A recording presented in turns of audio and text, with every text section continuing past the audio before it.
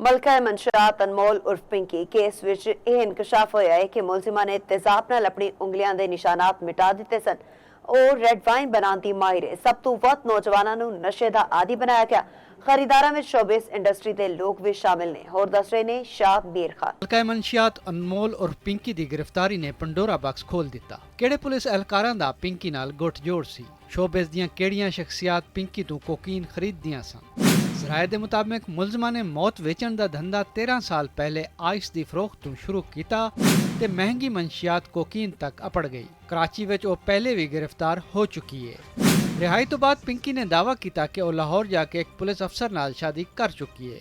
ਲਾਹੌਰ ਵਿੱਚ ਉਹ ਆਪਣੀ ਵਾਲਦਾ ਤੇ ਭਾਬੀ ਦੇ ਨਾਲ ਰਹਿੰਦੀ ਰਹੀ ਹੈ ਤੇ ਇਸ ਘਰ ਵਿੱਚ ਮਨਸ਼ੀਆਤ ਦੀ ਖੁਫੀਆ ਲੈਬਾਰਟਰੀ ਵੀ ਚਲਾਉਂਦੀ ਰਹੀ। ਰੈੱਡ ਵਾਈਨ ਬਣਾਉਣ ਦੀ ਮਾਹਿਰ ਪਿੰਕੀ ਕੋਕੀਨ ਨੂੰ ਹੋਰ ਮੋਹਲਿਕ ਬਣਾਉਣ ਲਈ ਕੈਟਾਮਾਈਨ ਤੇ ਐਸਟਿਊਨ ਇਸਤੇਮਾਲ ਕਰਦੀ ਸੀ।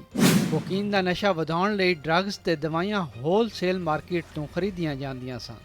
ਮੁਲਜ਼ਮਾਂ ਨੇ ਇਨਕਸ਼ਾਫ ਕੀਤਾ ਕਿ ਉਹ ਪੋਸ਼ ਇਲਾਕਿਆਂ, ਪਾਰਟੀਆਂ ਤੇ ਤਾਲੀਮੀ ਇਦਾਰਿਆਂ ਤੱਕ ਮਨਸ਼ੀਆਤ ਪਹੁੰਚਾਉਣ ਲਈ ਡਿਲੀਵਰੀ ਰਾਈਡਰਸ ਦਾ ਇਸਤੇਮਾਲ ਕਰਦੀ ਸੀ। ਸਭ ਤੋਂ ਵੱਧ 16 ਤੋਂ 20 ਸਾਲ ਦੇ ਕੁੜੀਆਂ ਤੇ ਮੁੰਡਿਆਂ ਨੂੰ ਕੋਕੀਨ ਦਾ ਆਦੀ ਬਣਾਇਆ। ਉਹਦੇ ਖਰੀਦਾਰਾਂ ਵਿੱਚ ਸ਼ੋਬਿਸ ਇੰਡਸਟਰੀ ਦੇ ਲੋਕ ਵੀ ਸ਼ਾਮਿਲ ਨੇ। ਮੁਲਜ਼ਮਾਂ ਨੇ ਮੈਡਮ ਪਿੰਕੀ ਦੇ ਨਾਂ ਨਾਲ ਮਨਸ਼ੀਆਤ ਦਾ ਆਪਣਾ ਬ੍ਰਾਂਡ ਵੀ ਬਣਾ ਰੱਖਿਆ ਸੀ। ਮੁਲਜ਼ਮਾਂ ਨੇ ਤਫਤੀਸ਼ ਦੌਰਾਨ ਇਲਜ਼ਾਮ ਲਾਇਆ ਕਿ ਉਹ ਮੁਬੈਨਾ ਤੌਰ ਤੇ ਪੁਲਿਸ ਅਹਿਲਕਾਰਾਂ ਨੂੰ ਕਰੋੜਾਂ ਰੁਪਏ ਰਿਸ਼ਵਤ ਦਿੰਦੀ ਰਹੀ ਹੈ।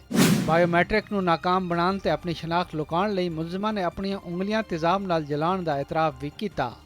ਦੂਜੇ ਪਾਸੇ ਜ਼ਰਾਏ ਐਂਟੀ ਨਾਰਕੋਟਿਕਸ ਫੋਰਸ ਨੇ ਦੱਸਿਆ ਕਿ ਮੁਲਜ਼ਮਾਂ ਦੇ ਖਿਲਾਫ 2019 ਵਿੱਚ FIR ਦਰਜ ਹੋਈ ਸੀ। ਉਹ ਇਸ਼ਤਿਹਾਰੀ ਸੀ ਤੇ ਲਾਹੌਰ ਵਿੱਚ ਰਪੋਸ਼ ਰਹੀ। ਸ਼ਾਹ ਮੀਰ ਖਾਨ, ਚੌਪਾਲ, ਕਰਾਚੀ।